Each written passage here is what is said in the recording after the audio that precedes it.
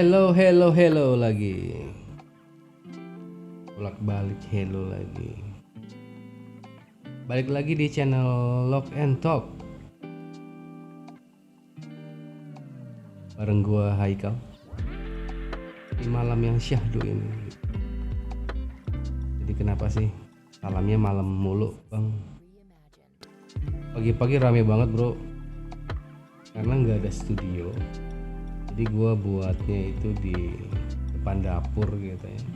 Pintu terbuka, suara AC di mana-mana. Kadang-kadang mesin air nyala ya, maklum aja.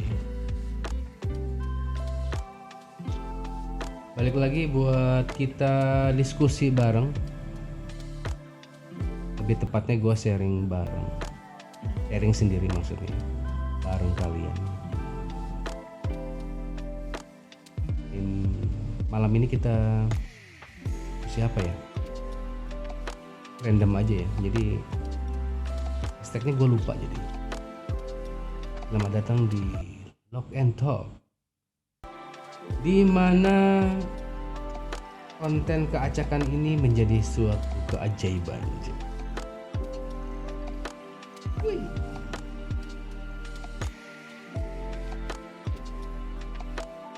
Bareng bini gue yang lagi duduk di sofa. Tahu ngapain? Hampir jam 11. Tidur kali ya.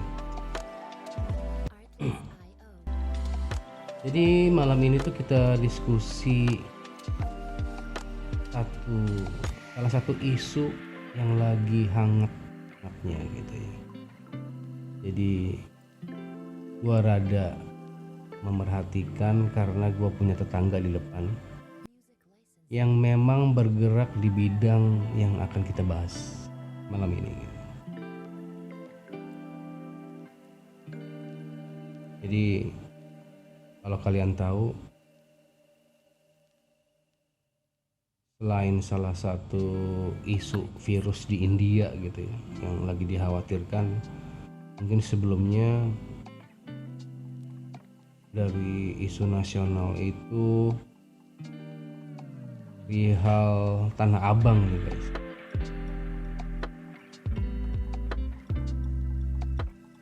Tanahnya Abang lagi sepi katanya.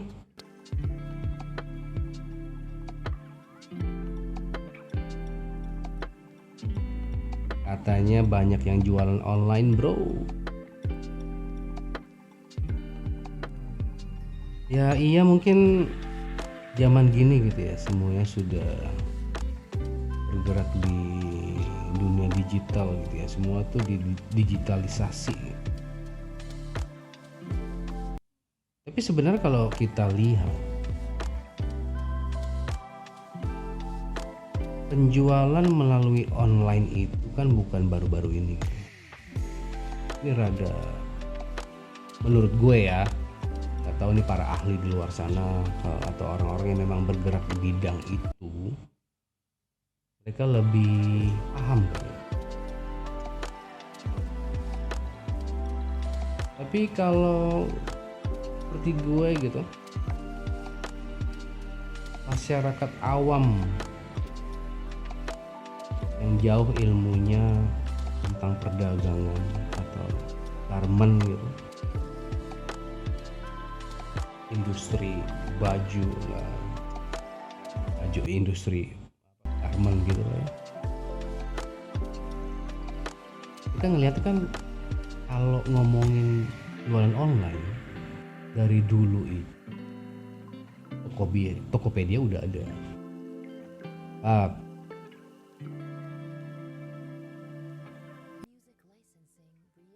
Tapi nanti kita coba nalar bareng. Gue sekalian nalar nih karena baru kepikiran ngebahas ini tuh tadi sore. Konten apa gitu. Karena kalau kita lihat orang jualan online di Tokopedia, Bukalapak atau marketplace lainnya, bedanya sama TikTok atau platform jualan online seperti halnya TikTok gitu ya. Bedanya barang ditaruh di platform yang sekarang itu berupa video gitu.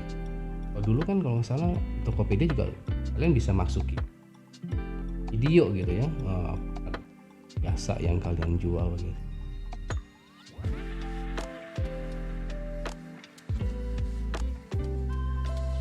Dan mencuatlah di 2023 bahwasannya Tanah Abang sepi pembeli. Dan gua sempat beberapa kali bahas sama tetangga gua tadi, Titus. Kalau lagi denger mungkin bisa komen-komen di bawah deh, masukan-masukannya, atau mungkin kedepan kita undang Bang Titus kali ya buat ngobrol gitu. Bener katanya sepi. Jadi dia bekerja di suatu perusahaan garment ini yang mempunyai 5 toko Tanah Abang. Kemarin kalau nggak salah dibilang 3-nya tutup, 2-nya masih buka. Cuman kalau kita lihat di berita-berita gitu, itu Tanah Abang ada tangganya lah, udah dibongkar gitu. Akses ke para penjual di sana gitu ditutupin gitu.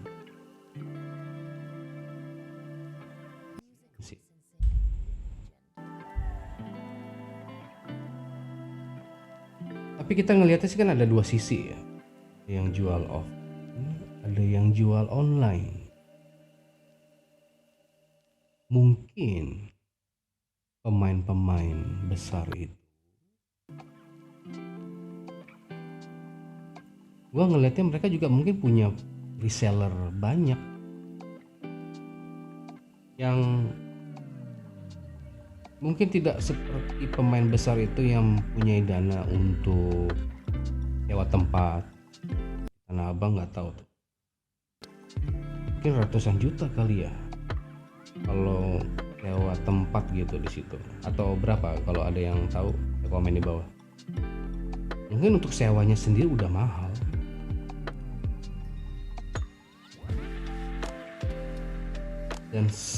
Dan kita pun tahu bahwasanya banyak para influencer atau para motivator di luar sana gitu ya, kita lihat bahwasanya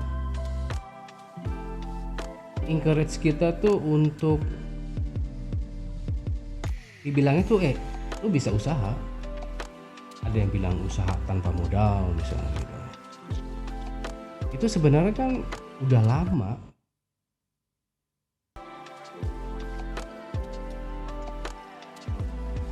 Pada saat orang berhasil berjualan di online gitu, mungkin bukan tiba-tiba mereka punya ide gitu di tahun ini, enggak. Mungkin mereka sudah ngejalanin jauh-jauh hari gitu ya, udah lama gitu. Kan sekarang yang lagi viral-viralnya kan ya. Jadi nah ini fenomenanya gua sih kurang paham. Cuman kalau kita nalar rasionalnya gitu, ada orang yang mau punya usaha tapi tidak punya modal, seadanya aja gitu, mungkin dia beli atau buat produknya sendiri yang sama jual di Tanah Abang. Karena mereka mungkin nggak bisa beli dalam jumlah besar, mereka belilah dalam jumlah sedikit.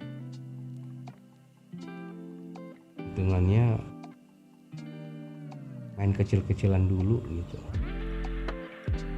Dan gue bisa pasarin ini dengan modal yang jauh lebih kecil gitu daripada kalau gue sewa tempat misalnya. Mulailah mereka berjualan online. Satu barang harganya lebih rendah. Kalau masalah transportasi mungkin sama, karena penyedia pengiriman barang gitu ya, para jasa-jasa perusahaan jasa penyedia pengiriman barang harganya sama. Gojek, Grab mungkin sama. Bedanya yang punya tempat atau lagi sewa tempat, mereka harus mikirin gaji karyawannya sama operasional kos mereka gitu ya, dari sewa tempat, listrik lah gitu. Belum modal awal untuk buat etalasenya gitu ya, banyak sih. Jadi dari produsen jual 10.000, contoh ya, produsen jual 10.000 ke Tanah Abang, dijualnya 20.000, termasuk operational cost-nya bla bla ya. Para reseller online ini sama beli ke produsen 10.000, tapi mereka mungkin bisa jual 15.000 bro, karena mereka ngerjain sendiri pakai handphone, nggak perlu sewa tempat, di rumah doang dengan peralatan seadanya.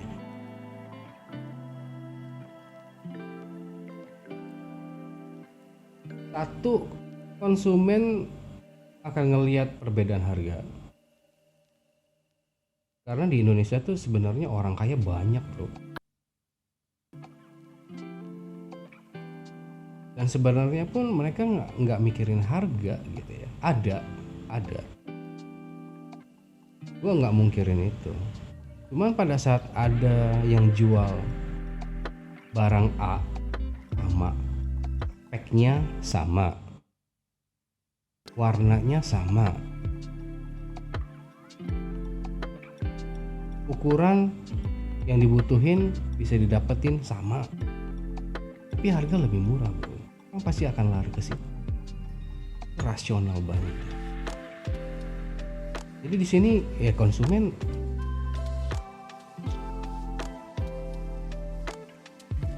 yang memang memberi dampak besar sih para pengusaha-pengusaha ini. Jadi kalau kita omongin ya contohnya nih, contoh konkretnya itu pada saat perubahan digital itu di 2010 ya, Gojek pertama kali beroperasi dengan 20 drivers kalau waktu itu. Udah kasih informasi.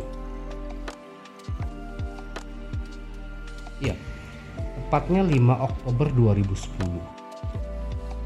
Gojek pertama kali ada di Indonesia dengan 20 driver online-nya, dan itu mereka menyediakan jasa untuk pengantaran aja, transportasi doang, belum ada GoFood atau yang lain-lainnya gitu. Mereka cuman di Bang Nadim buka Gojek, niatnya baik mungkin gitu ya, untuk ngebantu para abang-abang opang yang dulunya berjasa banget buat kita untuk nganter kesana kesini. Pada saat itu kan ribut,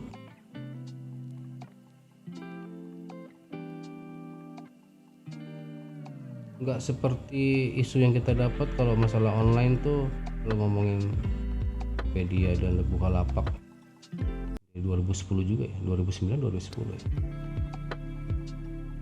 itu mulai gitu ya, penjualan di marketplace hitungannya sama, bisa jualan dari rumah, masukin barang di Tokopedia, bisa motong atau memangkas biaya sewa. Jadi pada saat itu Gojek berjalan dengan segala konflik yang dihadapin gitu ya, sampai ribut dengan transportasi originalnya gitu ya. Ya abang taksi-taksi gitu. Sampai banyak korban gitu ya. Yang kita sebagai konsumen ngelihat dan sangat menyayangkan gitu. Dan sedih banget ngelihatnya. Satu sisi yang tradisional cari nafkah buat keluarga, di sisi lain satu bangsa, teman kita mungkin gitu ya, keluarga lagi struggle juga untuk menghidupi keluarga gitu, dan ada satu kesempatan itu dijalankan dan bertengkar, civil war gitu.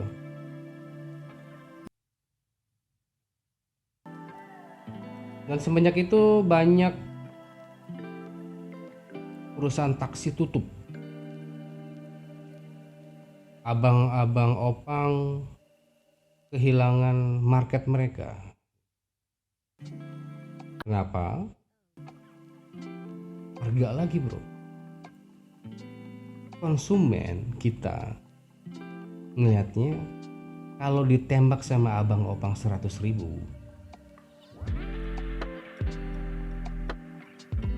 dari Bendaraya ke Sudimara misalnya gitu. Pada saat ada Gojek itu mungkin cuma kena 20.000 kali. Itu jauh banget.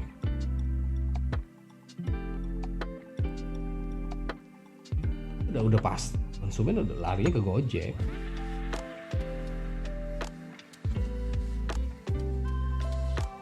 Ditutup lah, abang opangnya menggerutu, yang harusnya dapat konsumen jadinya cuman punya ide, udah kita harus tutup nih, nggak setuju sama Gojek bla bla bla.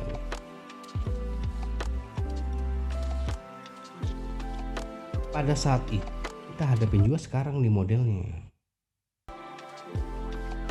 Pada saat e-commerce beranjak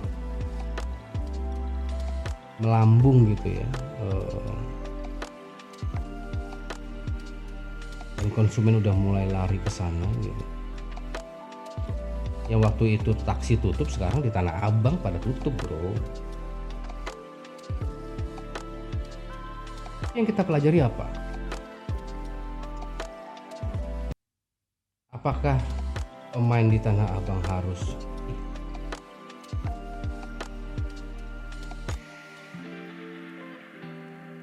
ikut alur permainan yang ada sekarang? Contohnya teman gue gitu ya tadi, Titus, akhirnya membuat satu program di sebuah affiliate program gitu, yang dia hire 2 orang untuk jualan live, walaupun mungkin hasilnya tidak sebaik pada saat jualan offline gitu. Karena kan sekarang persaingannya udah lebih banyak. Pada saat kita sadar ini udah terjadi, terus kita nyemplung untuk melakukan hal yang sama, ini di belakang kita udah ratusan ribuan orang kali yang melakukan hal itu gitu. Benar nggak sih? Kalau ada yang punya pendapat lain bisa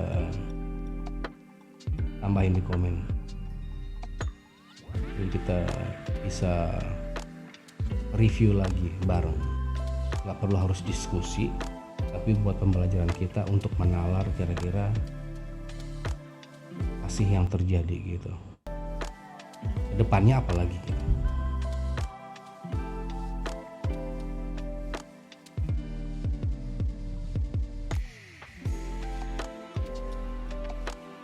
Pembelajaran itu akan banyak mungkin nanti ke depannya, perusahaan-perusahaan startup baru dengan ide-ide baru, ide-ide yang cemerlang,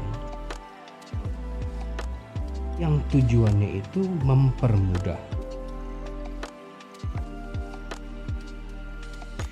Tapi pada saat yang sama perubahan itu bisa menjadi baik atau menjadi buruk, tergantung dari kita menanggapi gimana kita ngejalaninnya itu.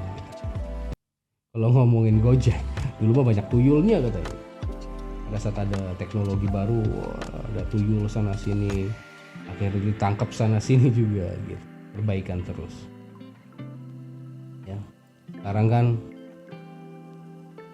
isunya nih jualan online nih dapatnya dari mana gitu. Kalau dibilang perang harga, mungkin pemain-pemain besar yang lebih profesional yang udah dari dulu gitu jalan, lihat tuh gila lu jual harga sekian ya, gimana ya gue mau ngitungin gitu, jadi matnya itu nggak dapet gitu, bisa murah banget, ini barang dapat dari mana. Cuman kan ujung-ujungnya kebutuhan orang beda-beda. Jadi tidak ada salahnya pada saat pengusaha-pengusaha di luar itu, apapun bentuknya, mau online mau offline, mereka kan mengambil kesempatan yang ada di mana gue bisa menghasilkan lebih dengan biaya sekecil-kecilnya. Misalnya simple rumusnya lah, jualan gitu, didapatin keuntungan besar dengan biaya sekecil-kecilnya.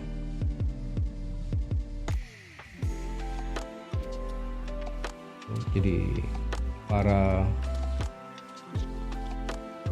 pemain besar, jadi kan ada 5 startup besar di Indonesia gitu ya, dari Gojek, Tokopedia, Bukalapak, OVO, lagi Traveloka gitu.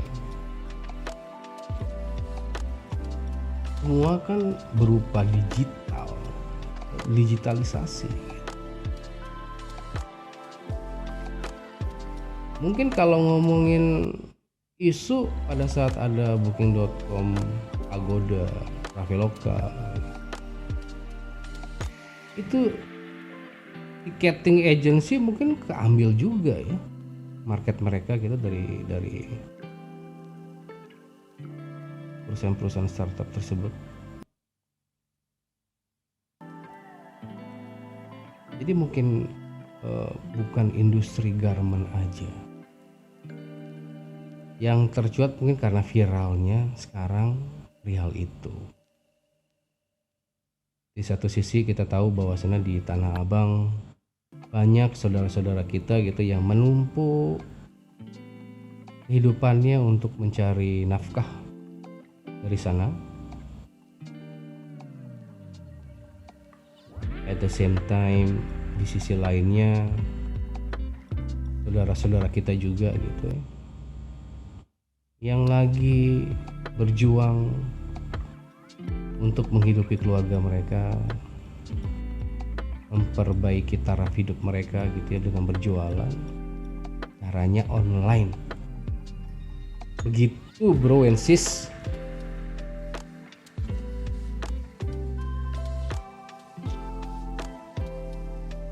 Gua rasa semua ini akan baik-baik saja sih, karena gua yakin manusia itu kan berkembang.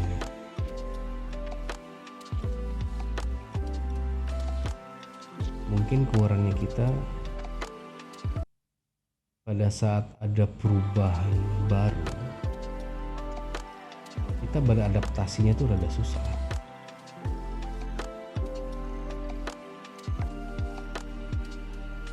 Butuh waktu untuk dicerna kembali bahwasannya ini sebenarnya bisa menjadi solusi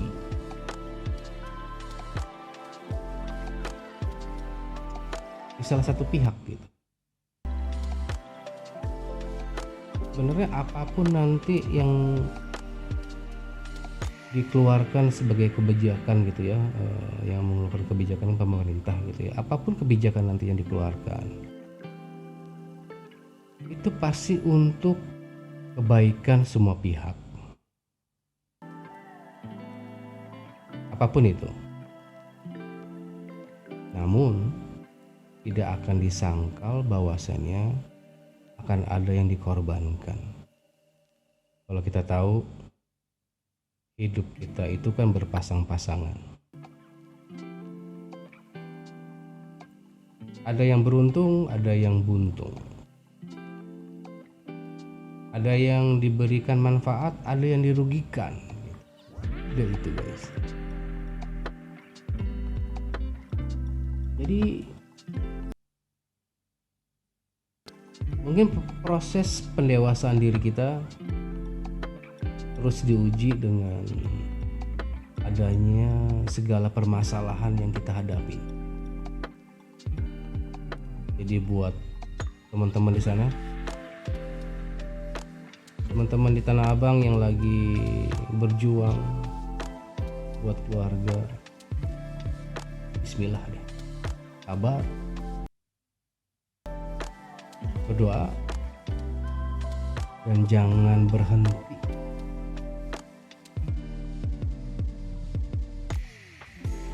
Terus berjuang.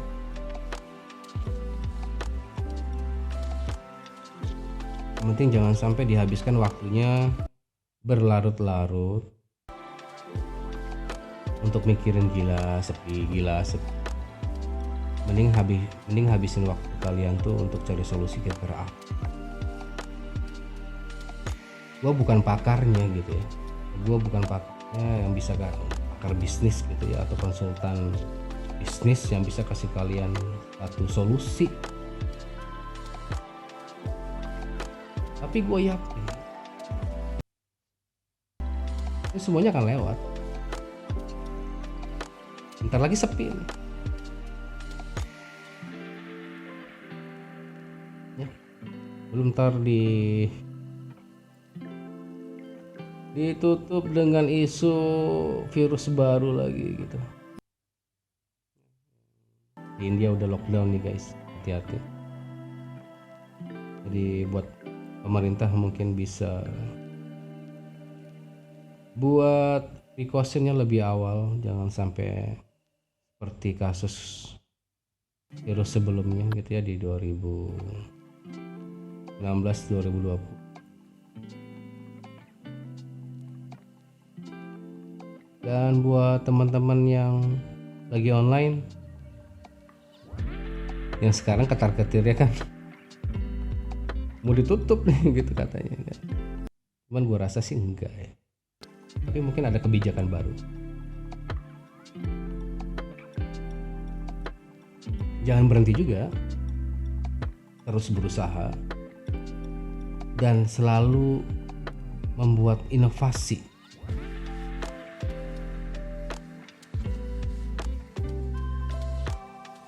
Lalu buat inovasi agar kita bisa selalu beradaptasi dalam hal apapun. Lalu inovasi agar kita bisa punya pegangan dalam menghadapi permasalahan depannya. Bekalin diri dulu dari sekarang.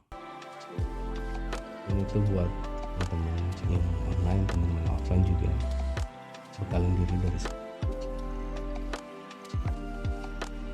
Khususnya di era digital ya. Pembahasan era digital gue juga ada gap juga sih guys. Tapi minimalnya itu bisa sosial media.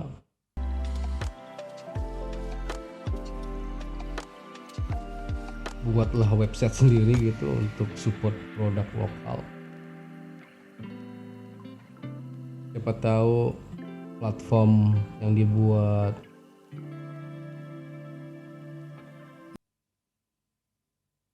teman-teman kita bangsa Indonesia gitu, bisa digunakan itu, dan masukannya juga ke pemerintah lebih baik, dan penyerapan produk-produknya gitu bisa banyak dari Indonesia gitu guys ya. Belajar sosial media, belajar buat website sendiri, banyak sih, digital deh, komputer deh, software, bagus-bagus bisa hardware-nya gitu. Software karena lebih mudah. Kenapa lebih mudah? Karena banyak developer di luar sana tuh yang menyediakan pelayanan apa, plug in plug out kalau dibilang apa ya, tinggal daftar buat jadi site e-commerce sama website perusahaan kalian sendiri gitu. Intinya kembangkan diri kita, belajar terus sesuatu yang baru. Udah bisa A, coba B lagi. Udah bisa A, B tambah C lagi, selalu begitu. Jadi kita bisa bersaing lah ke depannya gitu. Ini baru penjualan online bro, jualan baju, dan isunya sifatnya udah nasional karena dampaknya ke banyak masyarakat.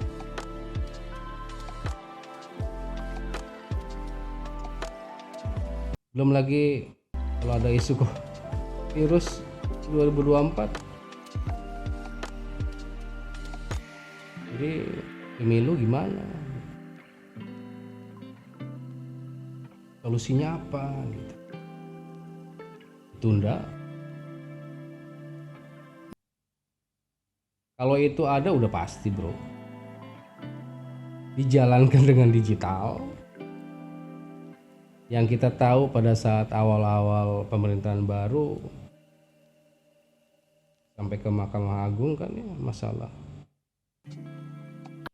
suara rakyat Indonesia. Kalau tidak dijalankan, pilihan itu doang dua. Cuman kita sebagai itu kan konsumen gitu ya, masyarakat biasa pun menginginkan kedamaian itu terjadi di tempat kita berdiri sekarang. Jangan sampai kita terganggu yang kita lagi sibuk-sibuknya untuk nafkahin keluarga. Ada isu-isu nasional lain yang bisa berdampak langsung atau tidak langsung, arti dampaknya ke perusahaan di tempat kita bekerja gitu ya, kita jadinya kena PHK gitu, atau gaji dipotong kayak dulu. Kita maunya damai, kita maunya semua baik-baik aja gitu. Dan gua rasa itu bisa. Yang penting yuk kita doa bareng-bareng dari tim penjual offline dan tim penjual online gitu ya, bareng-bareng biar bisa ketemu solusinya gitu, dan bisa berkah untuk kedua belah pihak gitu guys. Dan gak sadar udah 30 menitan ya, ngebahas orang jualan baju bro, tapi it's a big business ya. Itu bisnis lanjut. Kalau teman gue bilang gue seharusnya tuh ngejar target tuh satu hari 60-70 juta bro. Sekarang penghasilannya berapa? 7-8 juta, gila. Kau bilang 80 juta ke 8 juta, jauh banget. Di sisi lain ada orang yang diuntungkan, satu lain lagi ini orang lagi struggle gitu ya, gimana? Bingung kah? Bingung.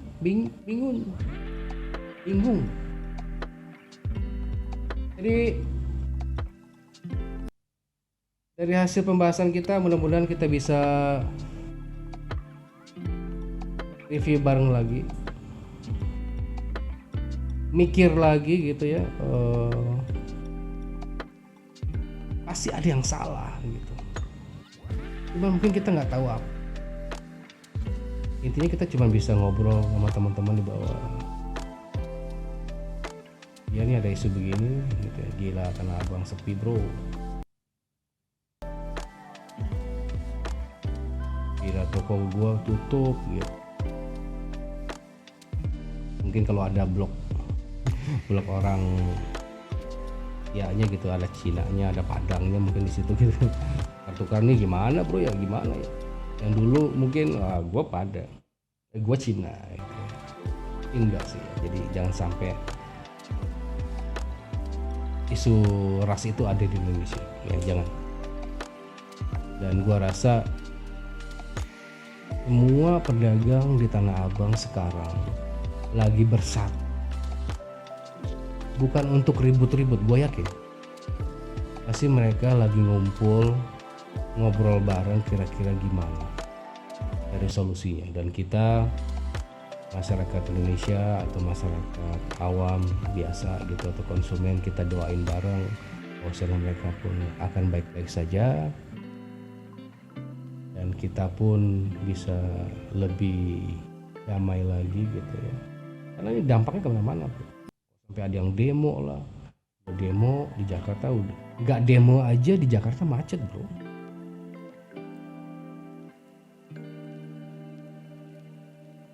Apalagi udah ada demo di hari itu, di saat yang sama hujan lagi, kelar bro, nggak jalan tuh. Juga masalah macet kita bahas lagi ya.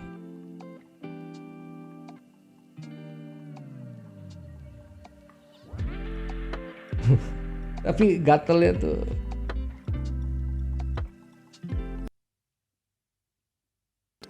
transportasi nambah terus,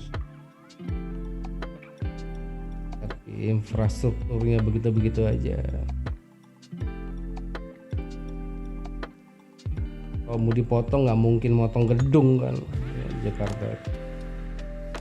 Jadi gimana-mana sekarang udah macet sih. Jadi barusan gue juga ngobrol sama temen gue di Bali, gila di Bali udah macet bro, udah kayak Jakarta katanya.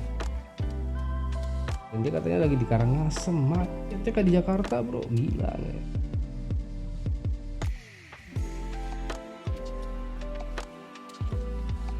Jadi buat teman-teman, sekali lagi kita lebih bijak untuk menanggapi segala permasalahan yang ada. Dan yang tadi kita bahas mungkin sebagai pembelajaran kita untuk pengembangan diri kita ya. Jadi nggak usah ribut-ribut, kita damai-damai aja. Dan thank you buat kalian semuanya yang udah dengerin atau sambil lihat channel gue gitu. Dan kita ketemu lagi di konten-konten selanjutnya. Buat teman-teman yang kemarin udah subscribe, thank you banget, gue appreciate banget kalian udah support channel gue. Dan mudah-mudahan itu berkah juga buat kalian. Dan insya Allah kalau channel juga berkembang, insya Allah bisa berkah buat banyak gitu ya. Jadi thank you banget udah dibantu. Dan semoga kedepannya Indonesia semakin jaya, lebih dewasa, masyarakatnya lebih sejahtera. Amin ya Allah, amin. Mudah-mudahan para petinggi-petinggi, para pejabat-pejabat yang diberi amanah bisa menjadi perpanjangan harapan kita gitu. Tapi ingat, harapan kita hanya dengan yang di atas. Oke. Thank you banget sekali lagi. Gua Haikal di sini di Pamulang. Channel Lock and Talk. I'll see you in the next video. Peace.